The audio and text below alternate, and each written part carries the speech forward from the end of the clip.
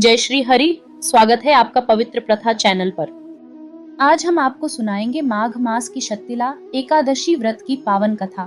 तो आइए ध्यान लगाकर इस दिव्य कथा को सुने और पुण्य लाभ अर्जित करें।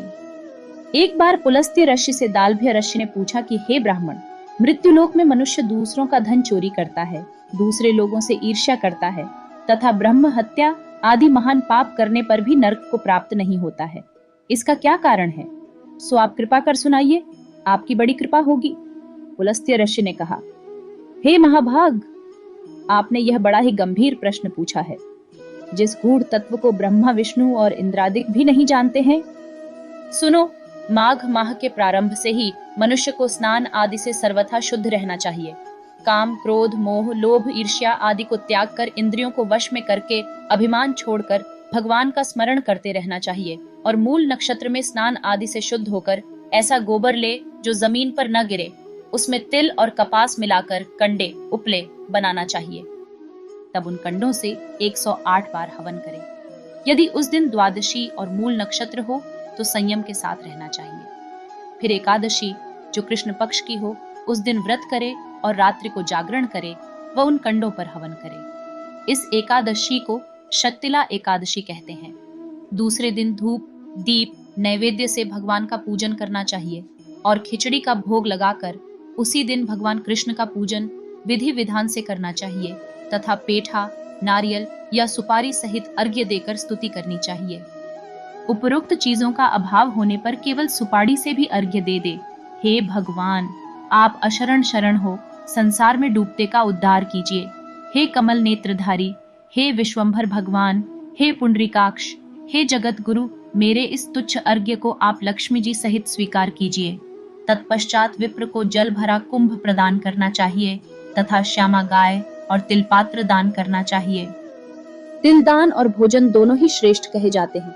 इस प्रकार जो मनुष्य जितने तिल दान करता है वह उतने ही सहस्र वर्ष तक स्वर्ग में निवास करता है।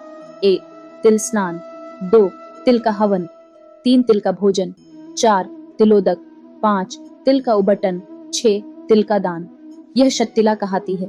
इससे अनेक प्रकार के पाप नष्ट हो जाते हैं। देवर्षि नारद जी ने कहा, हे भगवान, आपको नमस्कार है।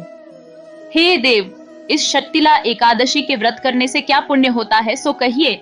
श्री कृष्ण जी ने कहा, हे नारद मुनि, मैं तुम्हारे सम्मुख आंखों देखी घटना का वर्णन करता हूँ, सो तुम ध्यान देकर सुनो। प्राचीन काल में मृत्युलोक में एक ब्राह्मणी सदैव व्रत किया करती थी। वह ब्राह्मणी अत्यंत बुद्धिमान थी। एक बार वह लगातार 1 माह तक व्रत करती रही, जिसके कारण उसकी देह अत्यंत दुर्बल हो गई।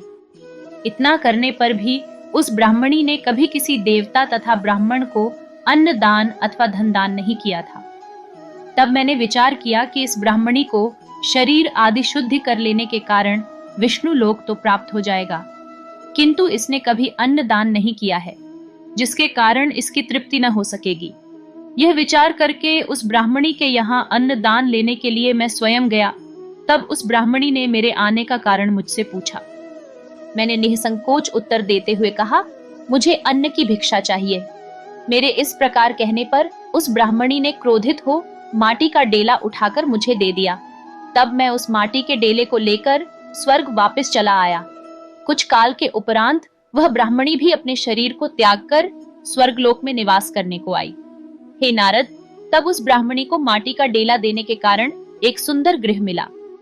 उस ब्राह्मणी ने जब अपने उस घर को अन्य वस्तुओं से शून्य देखा तो वह दौड़कर मेरे पास आई और बोली, हे भगवान, मैंने अनेकों व्रत आदि करके आपकी अत्यंत पूजा की है, फिर भी मेरा घर सभी वस्तुओं से शून्य है, सो इसका क्या कारण है? तब मैंने उस ब्राह्मणी से कहा, पहले तुम अपने घर को जाओ और द्वार तब खोलना जब वहां देवस्त्रियां आए, उनसे तू शक्तिला एकादशी के व्रत की कथा सुन लेना। भगवान के वचन मानकर वह ब्राह्मणी अपने घर को चली आई। जब देव स्त्रियां वहां पर द्वार खुलवाने को आईं, तो उस ब्राह्मणी ने कहा, यदि आप द्वार खुलवाने को आई हैं तो पहले आप मुझे शक्तिला एकादशी का व्रत महात्म्य सुनाइए। तब उन देवस्त्रियों में से एक ने उसे शक्तिला एकादशी का महात्म्य सुनाया। जब उस ब्राह्मणी ने अपने घर का द्वार खोला तब उन देवस्त्रियों ने उस ब्राह्मणी को सब स्त्रियों से अलग पाया। फिर उस ब्राह्मणी ने भी शक्तिला एकादशी का व्रत किया, जिसके प्रभाव से उसका घर भी धन धान्य सोना चांदी आदि से परिपूर्ण हो गया। अतः मनुष्य को चाहिए कि मूर्खता को त्याग कर शत्तिला एकादशी का व्रत शास्त्रों के विधि विधान सहित करे। तो यह थी शत्तिला एकादशी व्रत की पावन कथा। यदि आपको यह कथा पसंद आई हो तो इसे लाइक और शेयर करें और हमारे चैनल पवित्र प्रथा को सब्सक्राइब करना न भूलें।